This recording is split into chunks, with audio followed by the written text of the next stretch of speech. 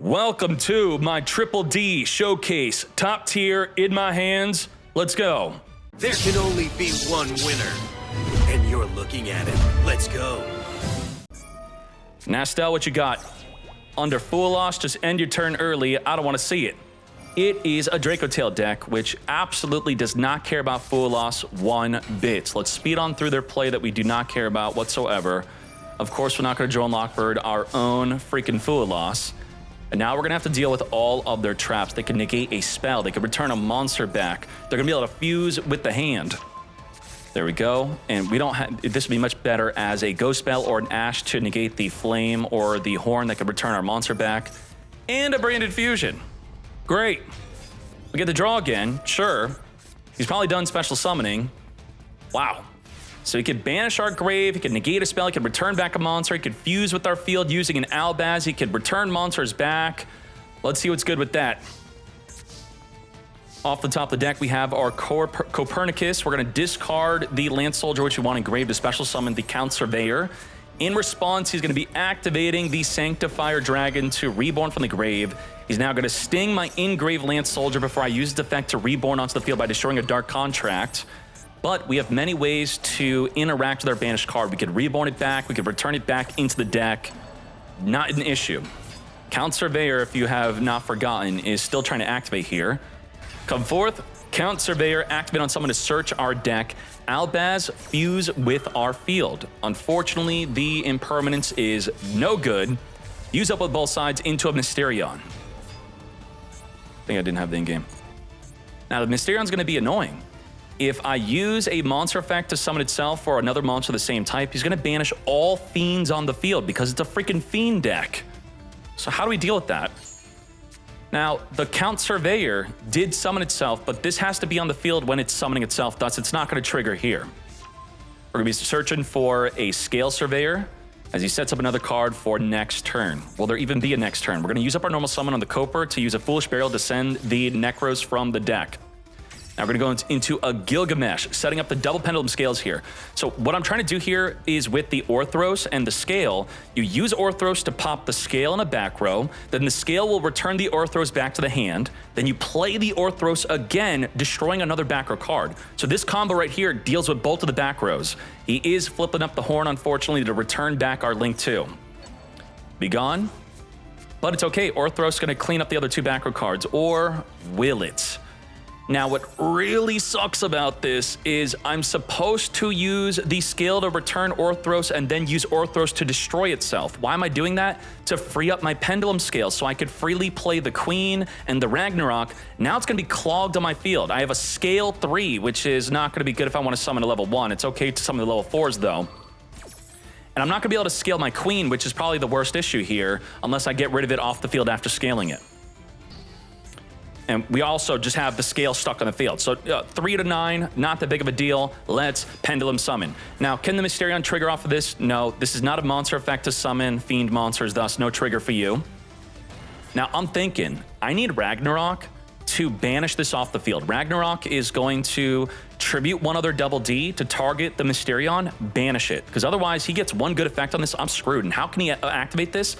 If I activate scale to summon, he's going to banish my entire freaking field. If I activate a Griffin, banishes my whole field. If I activate the Necro Slime is an effect to summon a fiend. It's a fiend summoning a fiend. It banishes away my fusion. So this, in a lot of ways, hard counters the deck. Femina in response to my field, but I could finger that fool. Not today. And of course, he has the Ghost Spell. Even though he used Flame onto the Orthros, we're screwed. We are super screwed. We don't even know what he's fusing with yet. We're in big trouble. Triple hand. He's going to negate a card in the field, destroy a back row, return multiple cards in the field back to the hand. Now, thankfully, due to Maxx, we get to draw at least one card off of this to have much more of a fair freaking duel here. Urgula's gonna, if Urgula takes out the scale, scale can then return back the negated Orthros. He does not know this unless he destroys the Orthros. He does destroy the scale, which I wanted it to be destroyed, so now we can reset the Orthros back into the hand.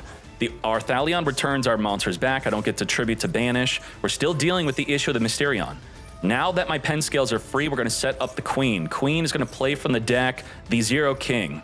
As we now use our Ragnarok onto the field, we're going to activate the 0. This is such a massive counter. If you Impulse or Imperm this, I should say not Imperm, but Ash or Impulse, you're screwed. This is stuck on the field now. We're getting countered so freaking hard. I could not believe this. No summon for the deck. Rip. And we already Pen Summoned. Pen Summon is not available. We lost our Link 2. If we activate Scale to Special Summon, the Mysterion's going to banish away the Scale and banish the Coper. Off the field you go. And the Orthros, how is this going to summon from the hand? We already used up our normal summon. We are in massive trouble. And what? Dark Contract could search for a Griffin, which could summon itself, which then triggers the effect of Mysterion to banish away our field. What do we do? Let's find out. Dark Contract, activate, searching for a Griffin. Either or will trigger Mysterion, banishing away our entire field. But I got to do something. We're going to special summon the Griffin. I am activating the Ragnarok here. So what is happening is if he chains the Mysterion to the response of Griffin, it's only going to banish these 2 cards and not banish the card we reborn from the grave. Now, if he waits and doesn't trigger this, and he tries to trigger on the Necro Slime, he'll realize that this is not the TCG. This is not a monster effect summoning a monster of the same type. So this play does not trigger it. Only here, right now, higher Chainlink to the Ragnarok, can it banish the field, and then the Necro Slime will survive. So he is going to chain. And it's not just goodbye to Griffin. Goodbye to the entire field. Rip. Now that we have Slime on the field, I'm going to trigger the Orthros. This has to be on Chainlink 1 or the Orthros misses the timing. When you burn for 1,000 damage, Orthros could special summon. And then we're going to further special summon the Surveyor. Let's make King Clovis. Clovis is going to activate, reborn a banished card or engrave. We're going to turn those 2 bodies into a Gilgamesh. We now have Lance Soldier back in the grave as we further make a Link 3 Ragnarok. Ragnarok's going to pop us the Dark Contract to allow us to Pendulum Summon again. Triple Pendulum away. Surveyor's going to turn itself into a level 4 as we now make Solomon. Solomon's going to be searching our deck for any double D card. We're going to grab another Queen here as we now make a King Tail. This is a Foolish Burial-like effect. We could also reduce a monster by 1,000 attack on the field. We're going to further use the Necro Slime, the most broken effect of this entire deck. We're going to summon the brand new Alfred. Alfred's going to return back 2 banished cards to fusion summon into the Flame King Genghis. Now, we're going to link this off because I have 20 seconds left on the clock into a Gilgamesh, and we're just going to start banishing. Right now, we banish an Xyz, a Synchro, a Pendulum, a Fusion, and we're going to activate to non-target, negate the entire field. We're going to activate to give us the ability to, when we destroy a monster by battle, inflict damage equal to their attack, and we can attack into every single monster on the field. Just like that, if we wanted to, we could further play the Dark Contracts in the Grave or Banishment. We could also have piercing battle damage, 1,000, burn for its attack. Now, unfortunately, the Ragnarok states that your opponent takes half damage for the rest of this turn because we reborn from the graveyard. So even with half damage, we still burn for 3,000 effect damage. Only the battle damage was halved. Holy moly. Damn. Impulse, negate. Not today, mate. What the heck am I doing here? Why is this a highlight? Well, we're going to take the Maxx C challenge. Let's see how well we can play under Maxx C. Ash, negate, I don't think so, mate. Cross out, designate, negate the Ash as we search for our Queen. Queen's going to activate, play the Zero King. Zero King's going to pop into special on the deck, and now we're under Maxx freaking C. What is my game plan here? I do not care. We're going all the freaking way. Let's make sure to not trigger Ragnarok because we'll only deal half battle damage for the rest of the turn. Coper's going to send for the deck the Lance. Let's link this off into a Gilgamesh. My goal here is going to be within 5 summons to get my Link 3 out, to ensure that he cannot Nibiru, or if he draws into a late Femina. If I go into the rank 4 play, he's going to draw into Femina. He may also even draw into a Nibiru. And just like that, the 5th summon, if he has a Femina or a Nibiru, this will negate it as long as we have a double D and a Dark Contract on the grave. It's very important that you have to have a Dark Contract. A lot of people get to the 5th summon here, and their Dark Contracts will be on the field, thus it won't negate. Let's now Griffin, but boost up to 3,200. We could have given an additional 500 if I played this first. Orthros going to be popping that, so I'm going to be holding back on the destruction effect of the Link 3. We're going to be reborning the extra deck, Machine X, pop itself, place itself as a pen scale. Then we're going to pendulum summon 3 bodies as we now make the rank 4 Solomon. What are we trying to do here? Well, now we're under freaking Fool Loss. we're trying to Foolish Burial, because once this deck Foolish Burials, you super freaking win. And we're gonna be linking this link off, right? Link off into an Xyz King Tail overlay. King Tail is gonna be reducing itself since we're gonna be linking it off right away or destroying it. Now, triggering its effect, once this resolves, that's it. This Necro Slime is everything. It's a Wave King Caesar, it's a reborn from the grave, and you use it alongside the Ragnarok if you want to here to be essentially summoning 4 bodies onto the field. There's the Alfred, and mind you, the Ragnarok can negate anything from the hand. Anything negate. Let's go into a Genghis Mate. Now, this is where things get a bit scary. You have some pathways to go here.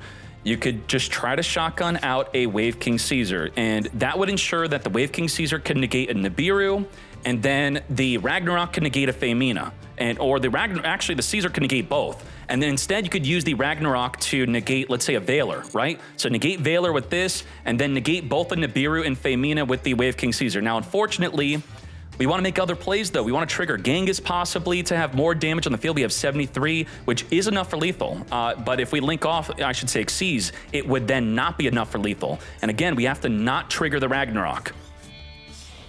We're going right away into the Wave King Caesar. Right away. But then we're at 66. We're going to special summon the Surveyor. And I'm trying to get 7,000 damage up here, or 8K plus. And you know what I'm thinking? I'm going to battle phase. This is it. This is our play. We went as fast as soon as possible into the Wave King Caesar to negate a Nibiru and a Femina, and the Ragnarok is going to negate a Valor or any other effect that would stop the Wave King Caesar. Does he have it? Let's see. Valor onto the Wave King Caesar. Ragnarok, negate.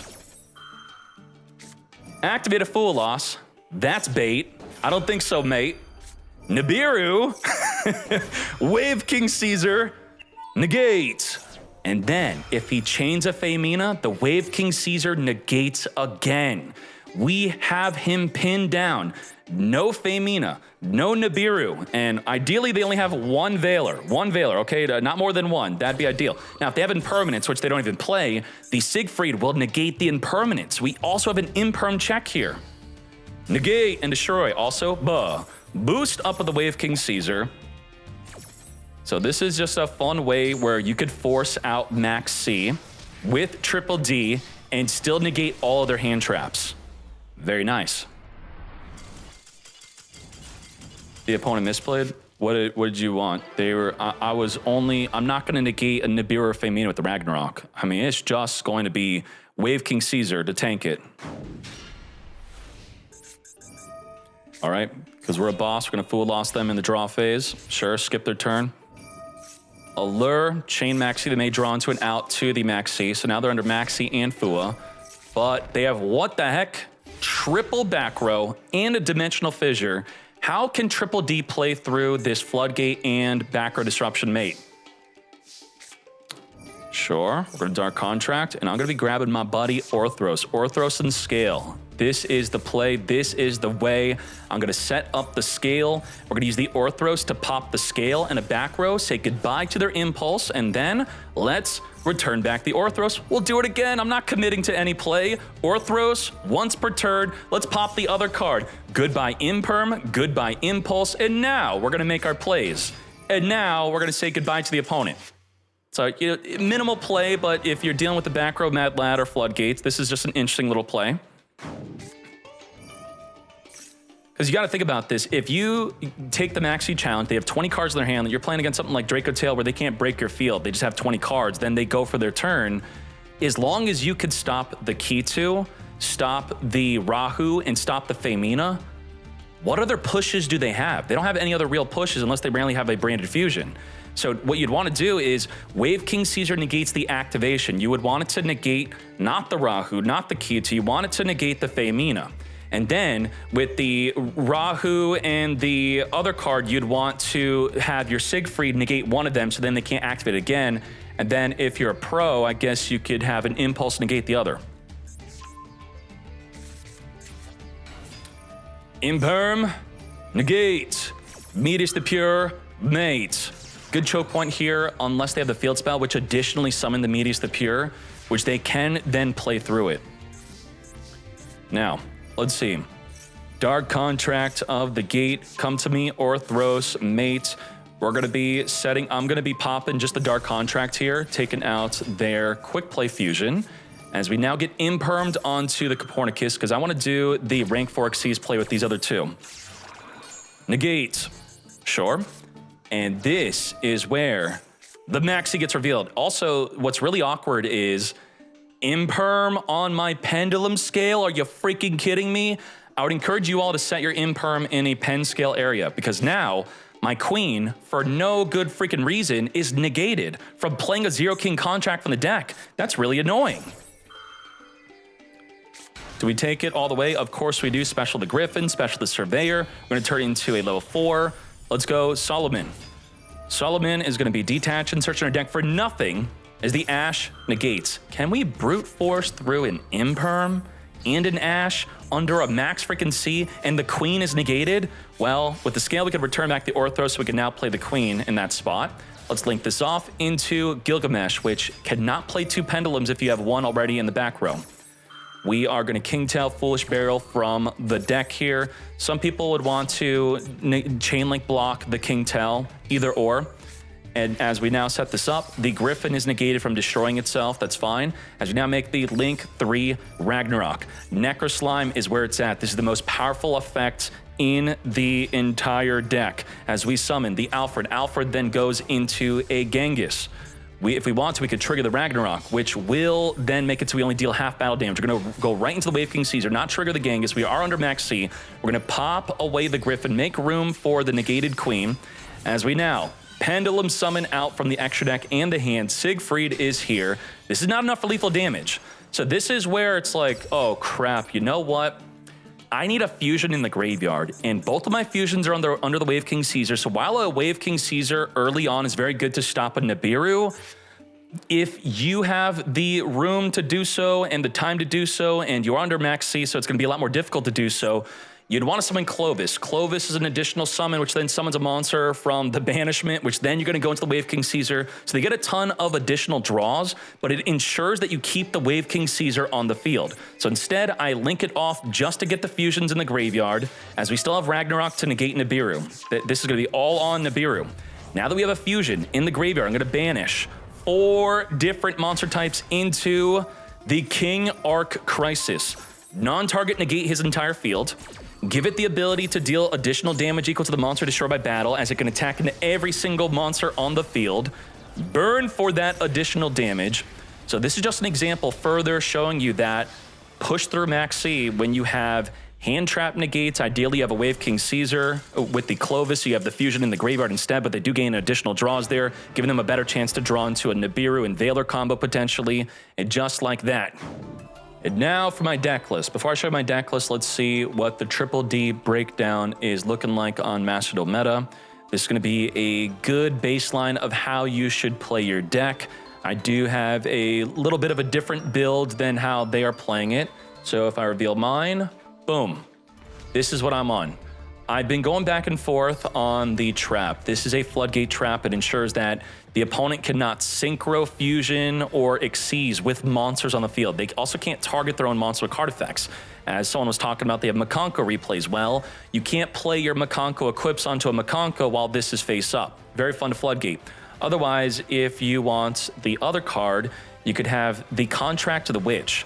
Contract to the Witch will boost up all your monsters by plus 1,000, which is sometimes very good to flip up on the damage step and will catch them off guard. But beyond that, it has the effect to discard a card to destroy a card on the field. And if you're playing this, you're going to want to make sure with your turn 1 combo to, at the very last moment after you Pendulum summon twice, use the effect of Scale to return back your Queen, so you will ensure have a card in your hand to discard for the Witch to pop a card in the field. I didn't know he was grabbing these horns. I don't know what the heck's going on here. He looks like a ruler. What the heck? And what else is interesting about this deck list? I think everything else is pretty standard. Some people have dropped Orthros, but I like the utility of Orthros in a best-of-1 format where they could be playing random nonsense. And also some people have dropped the Wave King Caesar, and with dropping it, they also dropped the Contract because this is a brick. This is a brick, the Orthros is a brick. There's a lot of cards that if they don't lead directly into a rank 4 Xyz or a link 2, they are considered a brick. But this deck is incredibly resilient with a 1-card Kepler for holding Imperm for the Link 2. You could play on right through it. And a lot of plays on your 5th summon, you could go into the Ragnarok and have a Dark Contract in the grave to negate the Nibiru. Or even if you don't summon this on your 5th summon to negate Nibiru, you could just play through Nibiru. There's like 2-hour, 3-hour, 1-hour guides all over YouTube of Triple D because it's a lot of fun. And I do plan on, in addition to this, having possibly a 1-hour playtest or streaming with this deck because it is a lot of fun. This has made me, I would say, maybe fall in love with Yu-Gi-Oh! Again because you have a high skill ceiling deck with so many different scenarios and different plays the opponents could do. My favorite thing to do, I love this with the deck, is just turn 1, let them maxi and make the full play. I love it. They time out, they stumble over themselves, or at minimum, you have a really good duel. Every single time it does not fail. You don't, I was gonna say, like, you don't have to always win, but I always win when I let the maxi and I make my full field. It just happens. It's great, and you'll see that in the 1-hour gameplay test. If not, I already recorded a duel or two where they full maxi, draw 20 cards, and they time out. Love it. So there you go. Triple D is top tier in my hands.